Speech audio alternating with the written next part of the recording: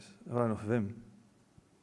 And our whole relationship was never as bad as people made out, you know. But it wasn't like, you know, we weren't like Milli Vanilli, do you know what I mean? Or whatever that means, I don't know, but I assume they got on.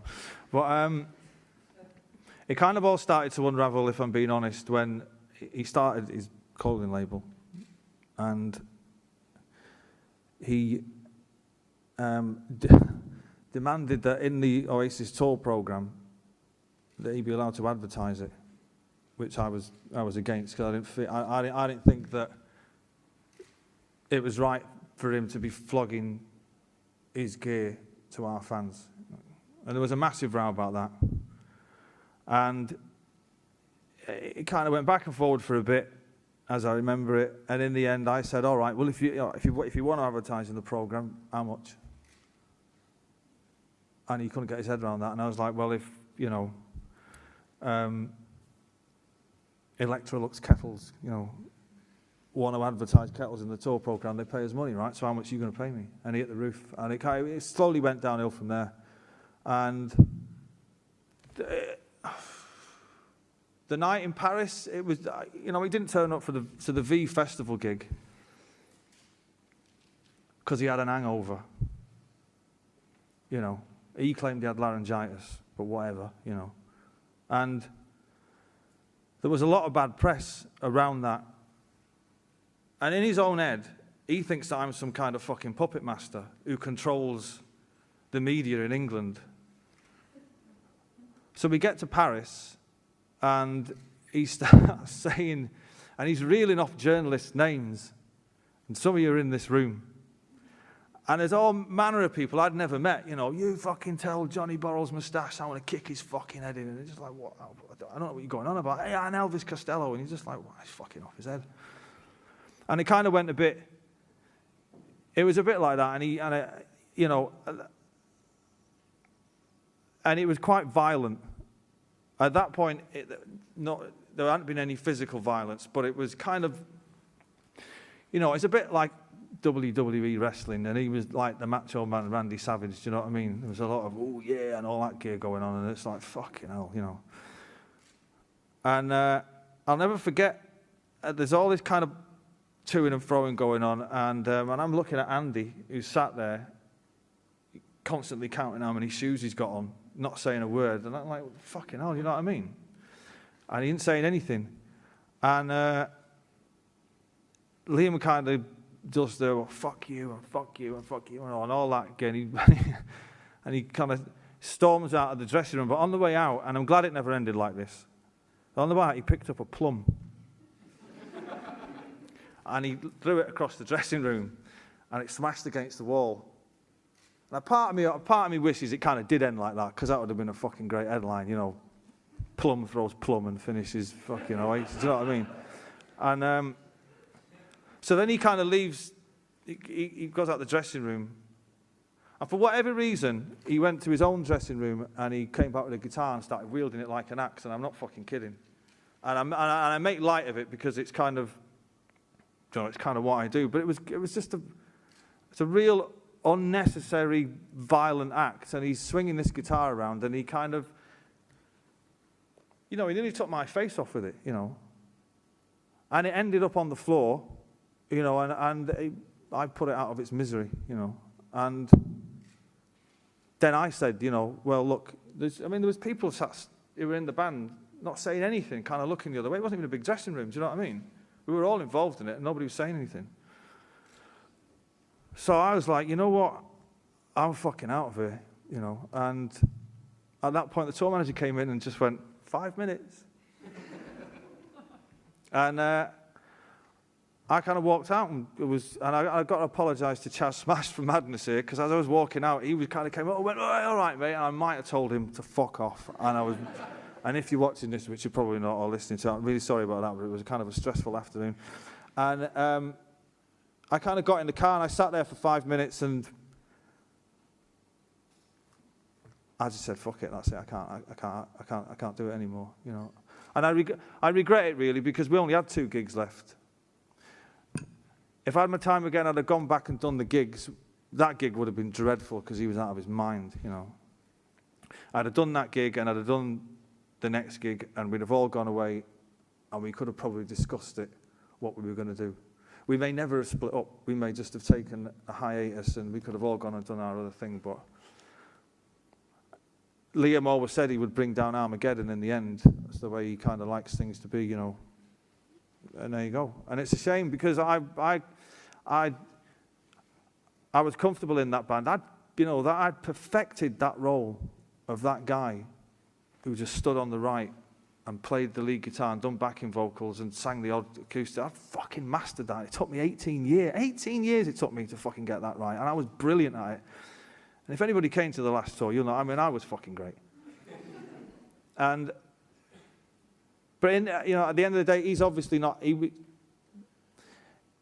doesn't like me, you know, but he doesn't like me in a violent way. I don't get on with him, you know what I mean? But he kind of takes it to a level which, for me, there's no point in being in a band with people who you fight with.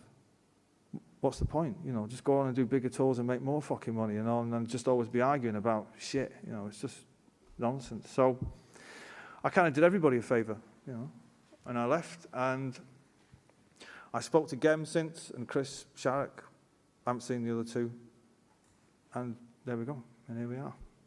What happened in that unfamous night? On August the 28th, apparently, well, me and our kid get to the gig. I've given him a couple of own truths about a few people that have been knocking around the band, stirring shit. So I told him a couple of things, and he better tell these people to stop fucking mouthing off about my band and all that, and he didn't like it. So he got his ball and he ran home and split the band up. But the reason why Noel left the band is nothing to do with an argument. You'd have to ask him when he comes in if he ever comes out of his house again. But I think Noel didn't want to be in Oasis. I think he'd had enough, you know what I mean? But he didn't have the balls to tell the fans or his band. And he just dramatised another silly argument that we had. He's made out as if it's the worst argument ever.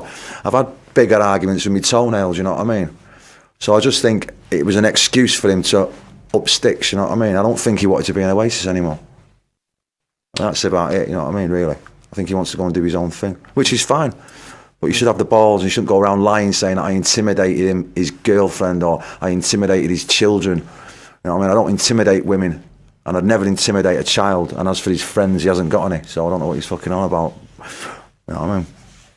Well, you know about the breakup of bands with Oasis. What was that like? Because I can remember it was at V Festival, right? No, it was in a festival in Paris. But weren't you supposed to headline V and then you didn't? Because there was a big scrap. Because No. We did headline one night at V. Yes, and then it was and we didn't do the second one. Yeah. And because of that, there was a fallout in the 2 days after in Paris. And we were due to go, as I left the band and walked out, as I was walking out of the dressing room, somebody came in and said, OK, 10 minutes to stage time. Right. And that was it. And we left a load of French people very, very upset in the field. Yeah. But did it ever get proper, fisticuffs? Really? Yeah. Genuinely, having proper fist fights backstage? Yeah, it was great. Oh, who would win most? It was pretty even towards the end. I did leave on a high, though. We've all been watching the Manchester One Love live stream. And you were there, of course. And it looked amazing. And at Live Forever, well, I had goosebumps, of course. Cool. So, how was it for you? Yeah, very emotional, but had to be done, man. Had to be done. Had to be done. Even if I was on the moon, I'd have come back for it. Yeah, and it was your hometown, of course. Yeah, man. Were you? You're not living there anymore. No, I live in London now. Were you, by any chance, in Manchester when it happened? No, I was in London and I was in bed. Went to bed at 10 o'clock and I woke up. I got a text from my other brother saying, "Fucking check this shit out." So I get up really early, so I went and put the news on and then just watched it. Oh, it was fucking terrible, man. Well, obviously, I saw your Twitter this morning. Your brother, you really wanted him to be there. No, I mean, it's not about whether I wanted him to be there. I just think he should have been there. You know what I mean? He's like, he's from Manchester. And he could, he should have been there, mate. It's nothing to do with me, man. And all this, like, people are going, oh, he's staying away because of Liam. And it's like, fuck off, mate. I'd have gone up to him and give him grief. You know what I mean? If he was in the next dressing room, I'd have gone, all right. and then he'd have gone on and done his thing. It's nothing to do with Oasis getting back together. I'm getting fucking sick of that. It's like, fuck Oasis. Oasis has nothing to do with it. Yeah. You know what I mean? He should have been there. He should have been there as a musician to go on and play songs for them beautiful kids that were killed and injured. You know what I mean? But he wasn't. That's life. Next time you see him, you ask him the question. Yeah. I made my thingies clear on Twitter. Yeah, of course. And did you? I didn't want him there so I could sing songs with him. I've got my stuff going on. You know what I mean? Yeah. And did you text him beforehand or something, or did you just? I don't have his number. You don't have his number. No. Damn. So. I know everyone's always asking you, but does it give you ideas about what could happen in the future for you and Liam? No. Well, no. It's a different situation, obviously. Well, it's the same situation, but they haven't been together for 15 years. We haven't been together for 15 minutes. So it gives a chance. I'll talk to you again in 15 years. Exactly, you probably will. There was the time that recently when you were hacked to tweet. Yeah. But previously, that's still going on. That was a police investigation. But previously, you had tweeted Noel a lot. And I remember, how real is that? Is that like a game, and then you slap each other on Twitter, and then you phone each other up afterwards and have a laugh? Yeah. Oh God, no, that's well for real, man. Is it really? Yeah. We don't like each other, man. A lot of people think we're waiting around, you know what I mean, for like a few more noughts on the end for the thing, but they've already offered us like loads of money, like millions and millions, but not about the money, is it? You know what I mean? Yeah.